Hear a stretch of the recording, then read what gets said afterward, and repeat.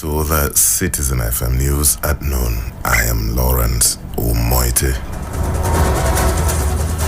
The appeal court sitting in Abuja has affirmed the victory of Governor Bala Mohammed of Bauchi State in the March 18th governorship election. The appeal was filed by the All Progressives Congress governorship candidate Sadiq Abubakar following the tribunal judgment upholding Mohammed's victory. The panel of 3 justices were unanimous, awarding no cost as the court ruled that each party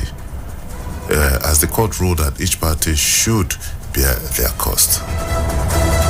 Meanwhile, there is a tight security at the Court of Appeal complex as the appellate court is set to deliver judgment in Kano State governorship appeal. Some roads leading to the court were cordoned off by men of the Nigerian police force.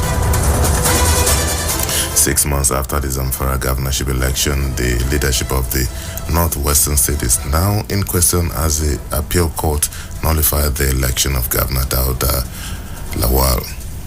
Governor Lawal of the main opposition People's Democratic Party was declared the winner of the March 18 governorship election in a shocking victory that dislodged then incumbent Bello Matawale of the All Progressives Congress. He polled a total of 377,000 votes.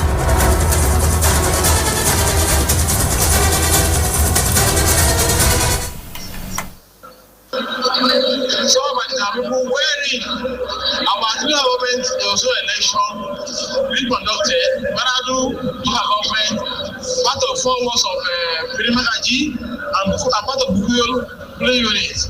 Today, this court has taken that bold step and confirmed that the election of our state governorship was inconclusive. To that extent, the result the respondent brought was also held that they mutilated, not aside by any of the agent or the party agent. And the court has ordered for a rerun in these areas and all those polling units where there was no election or where there was no proper election. The High Court sitting in the Federal Capital Territory has ordered that the former governor of Central Bank of Nigeria, Godwin Emefiele, be remanded in the Kuje Correctional Center pending the determination of his bail request. Emefiele is standing trial on an alleged procurement fraud. The trial, which had been stalled on 3 occasions, finally held on Friday. The federal government had initially preferred 20 charge of procurement fraud to the tune of 6.5 billion naira against the former CBN governor. The Senate on Thursday summoned the service chiefs over the unremitting insecurity in the country. At plenary on Thursday, the Red Chamber said it would engage the service chiefs in a closed-door session. Urgent need for the improvement of coordination and synergy between Nigerian security forces and agencies to help strengthen and win the fight against insecurity in the nation. Unless we try to do something different and tell them and ask them questions, what is their problem? This is what is happening in the nation. Why are we not getting improvement? The motion has been moved that we invite the security chiefs, Inspector General Police, the Army chiefs to a closed-door session with the Nigerian Senate to discuss holistically the issue of securing the nation. Meanwhile, the House of Representatives declined to take presentations from representatives of the service chiefs who were billed to appear in the chamber for commencement of a policy brief series aimed at redefining the concept of governance in the country. Deputy Speaker Benjamin Kalu drew the attention of the lawmakers to the fact that the service chiefs were invited to appear in person and not by proxy.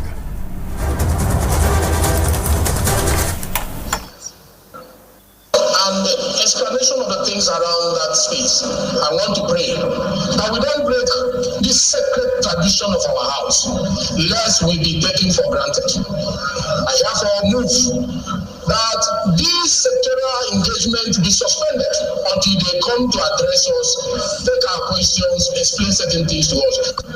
Dear brothers, you have heard from the House in an emphatic manner that this House does not encourage, does not accept representation, particularly at this high-level engagement.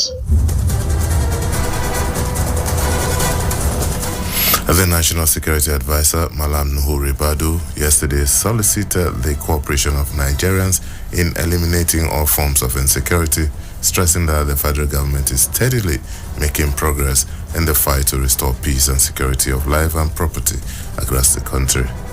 Ribadu, who spoke at the ongoing 19th Annual All Nigeria Editors Conference in Uyo, noted that the current administration in the country inherited a tough period in terms of insecurity and appealed to citizens to be patient.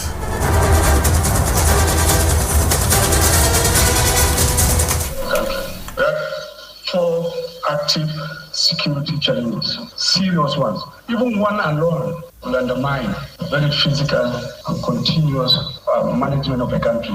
These 4 massive problems, each one is capable of really bringing us to our own needs. All of them very active. At the time when we took over, probably like last year, average we used to record minimum of 1,200 or more violent deaths as a result of criminal activities, banditry, terrorists, those who undermine the state and make life difficult for our people. Yes, and we went to work. We did.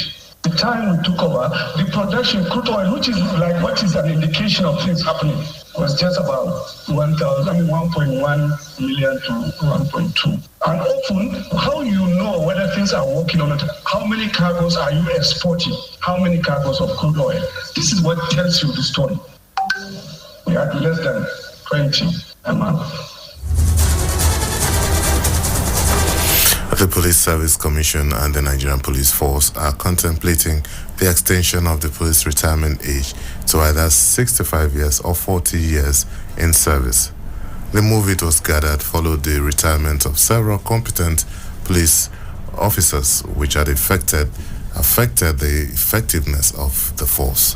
The recommendations were among the several others presented by the chairman of the Police Service Commission, Solomon Arase, to the Inspector General of Police, Kehinde Egbetokun, as part of plans to reform and professionalize the police force as contained in the Nigerian Police Force Scheme of Service.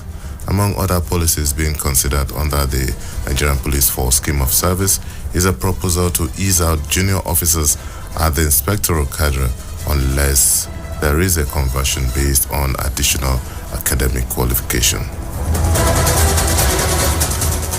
The Consolidated All Progressives Congress grassroots movement have pledged to rally support aimed at ensuring the second term of victory for President Bola Ahmed Tinubu in 2027.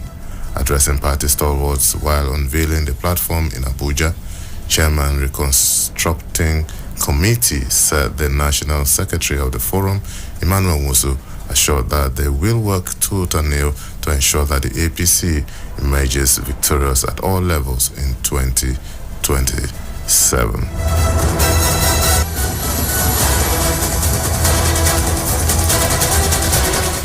That in politics, what makes you relevant is not the name or the noise, but what you can bring to the table to help win elections. We have proved beyond any doubt that we have so much to bring to the table. Therefore, no leader or stakeholder in our party or Nigeria for that matter will dare joke with what this organization can deliver at polling units across the country.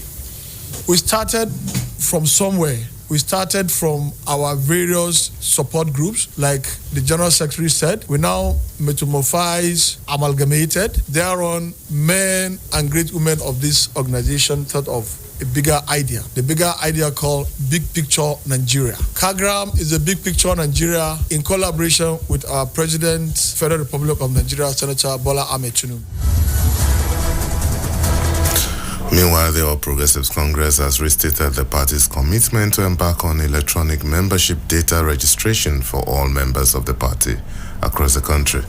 The APC National Chairman, Abdullahi Ganduje, reiterated the commitment while playing host to the Minister of Innovation, Science and Technology, Uche Naji, at the party's National Secretariat in Abuja. Ganduje emphasized the need for the leadership and stakeholders of the party to ensure that all the party's offices across remain functional, starting from the ward level.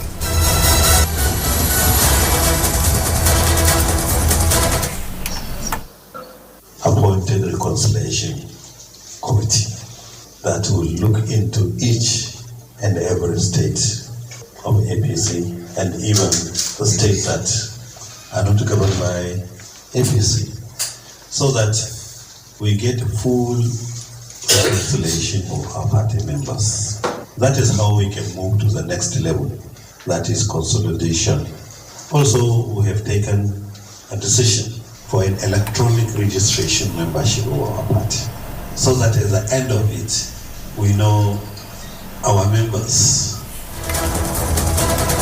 In his remarks, the Minister of Innovation, Science and Technology, Uche Naji, appealed to the APC National Working Committee to ensure that only committed members of the party in the state are considered while giving appointment in rewarding hard work.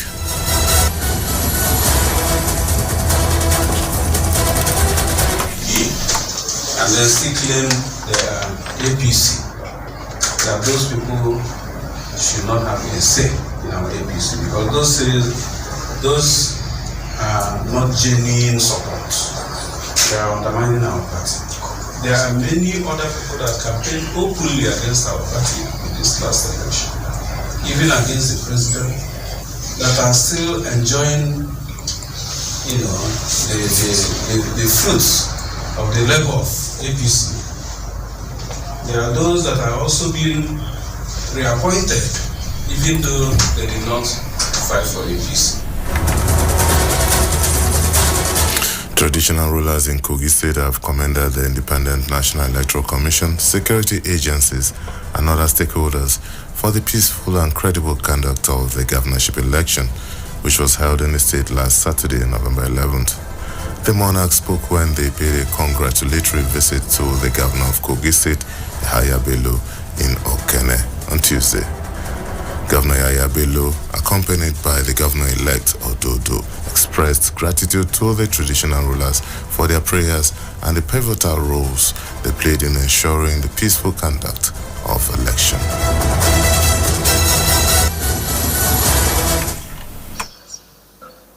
Here I came to present a new governor-elect as deputy to the people in the central. And of course, the people of Kogi State, Nigeria. We are here today celebrating along with our traditional rulers, our chief, Tiwara, Maponyasi, and everybody here. So we are celebrating. We appreciate all of you. Politics ended on the very first day he was declared governor-elect. That was on the 12th of November 2023. That day. And as the Citizen FM News at noon, I am Lawrence Umoite. Good afternoon.